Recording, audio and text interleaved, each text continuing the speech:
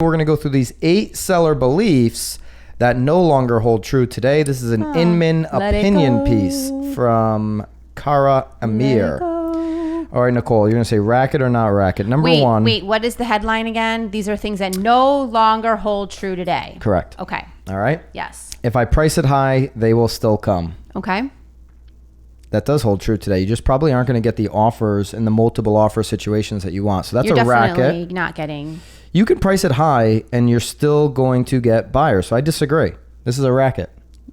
Okay, so I'm still trying to process. What do you think is a racket? Right, so you think that they can still list high? So say the home value is worth $400,000. Yes. Yep. And they want to list at $430,000. Are you still going to get showings? Yes or no? Oh, of course. Yeah, and she's saying that's not true. Yeah, you will get showings. So I'm disagreeing there. So, yeah, and I'm agreeing with you there because you will, again, you just won't sell quickly or have multiple offers. Correct. Right. And you might actually get less in the end than you would have had you listed at $399 and drove the price up to say $420,000. Right. All right, so we disagree there in one racket. Number 2, we agree, but we disagree with her. Yes. Racket number 2, open houses bring ready, willing, and able buyers. I think that So she's saying that is no longer the case. Oh, I don't think that was ever the case. Think that was ever the case? I don't think that was ever the case. I think right now, if you're actually putting your house on the market and the open house is part of your marketing strategy in that first week, then yes, you are bringing ready and able buyers. In the first week, if you're like, not allowing showings until then. The serious buyers in this market know how competitive it is. They're not wasting their time with an open house. They're setting up direct showings instantly. Well, yeah, but sellers are also savvy enough where they want to get as many offers as they can because they can. So an open house would actually, in my mind, be probably the most, so that you're not having to be at your house all day. Like everyone needs to come between these 2 hours. I'm only showing it on Sunday. Bring them all in. Drop off your offer on your way out. That or a down market, obviously open houses are effective for, or new development. I think when you're in a single family, median price point and everything's selling, don't even waste your time. She's saying let it go, huh? I'm feeling like bring it back. Bring it back. Jeez. All right. Number 3, why do I need, but I do agree with her that we're not seeing, an increase in like ready, able, willing buyers. Willing and ready, yeah. Number 3, why do I need to substantially improve my home before putting it on the market? It is what it is. So she's saying that no longer is the case. You need to have your home substantially improved before you put it on the market. Significantly. Substantially. I'd love to know what she means by substantially. I do think you need to improve your home. I think the substantially word is making it a little bit difficult. Like you can't just like... I mean, in this market, if it's move-in ready, you can sell it. Well, right. But again, what makes it move-in ready? I mean, like a lot of homes needs to be like repainted on the inside or like trim or, I think move-in ready, you don't paint and trim is... No, but I'm saying it is move-in ready because they've done those things to make it move-in ready is my point. So if someone was to walk in my house right now, they are not buying it. I mean, there are things that you need to do regardless. I would agree. If you want to maximize your value, you got to do some things. So I guess I'll half agree with her there. Number 4, show me the money. Meaning sellers are starting to like say they've done all these improvements, but you really got to show and list out everything you've done and realize that if you put in a pool for $100,000, you're not getting $100,000 out of the pool. Right. Do you agree? You're not getting $100,000 for your pool. No. So I agree with her. Show me the money is gone. You got to really show what you've done. And like if you put it on a new roof, you're not getting that money back. You need a roof. It's like a furnace. Yeah. It makes it more marketable, but doesn't make it more valuable. More repairs, ?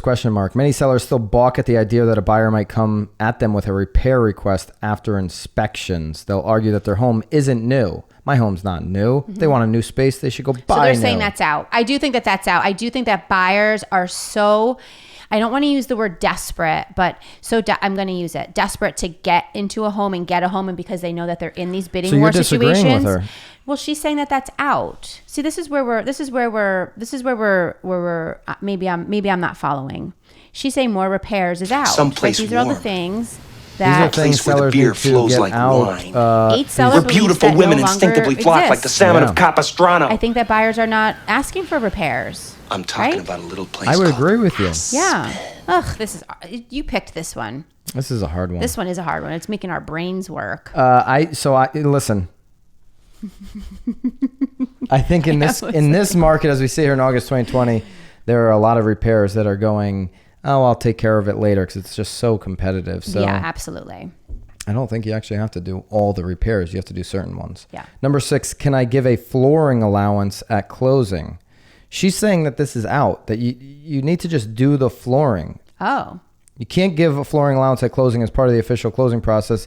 Any concession granted from a seller to a buyer is best accomplished by the seller either reducing the purchase price accordingly or paying a certain amount towards a buyer closing costs. I totally disagree. Okay. Another one. Man, poor Cara here. How do you feel about it? I think allowances are stupid. Well, unless you're in new construction. No. So I agree with you. I think though, maybe not an allowance, but like a credit. Maybe you do like a flooring credit. I guess allowance is maybe the wrong word, but I think that if you offer out the credit, you're at least acknowledging the fact that your floorings are bad. I agree. But then it's part of the negotiation. Like 9 times out of 10, that credit is like out the window once you're negotiating. I agree with her. This is very old school thinking. It doesn't make any sense unless you're an allowance, unless you're doing new construction. Okay. Market your product as a move-in ready product if it's a resale home. Don't oh, the carpets are gross, we're going to give you a carpet allowance. Just change the carpets. Right. I guess the allowance was the wrong. I don't ever use the word allowance. And you get the money out of it. Number 7. Well, unless they don't want to spend the money. Well, that's the problem. You could do like our brokerage, William Ravis. They have Ravis Refresh where they'll come in and paint and do the flooring. If you have equity. Right. Okay. Number 7, more marketing means more buyers willing to pay my price. When a home isn't selling, sellers may think they need more marketing. However, they often can't really quantify what that means and don't understand what tactics may or may not get tangible results. So, do you think more marketing equals more money in the sale? I do think that marketing obviously plays a huge role, but if we're talking about like 3-4 months out, like clearly you have a price issue. Mm-hmm. Yeah. Price is driving the market and your strategy within that price, right? If it's worth $410, maybe in your market you're listing it at $399 to create a competitive environment where you get up to $420, so more buyers see it. Like it's all about working with an agent that can market your home better than anybody else in the marketplace, but also one that understands exactly what to do, when to do it, how to do it in each market. Well, this would be true if your agent wasn't marketing you yet. Yeah. Number 8, every buyer who sees my home must want to buy it. Of course not. That's crazy talk. That is crazy talk. So yes, I would agree with her that sellers should have that out of their head. Yeah. And they should also, sellers, please don't get all uptight when you don't get feedback and your agent is spending all their time now chasing this one showing that you need the feedback for, and they haven't given you feedback in a month or a week or 3 days or whatever the case may be. It's because they hated your home. All right. They didn't like your home. I mean, it is certainly helpful as an agent to get the feedback, but if they're not giving you feedback, they don't like your house. And don't be offended by that. If you're emotionally attached to your house, keep it. Wow. That would be the bomb? Is that the bomb for the day? No, that's my advice. Keep All right. it.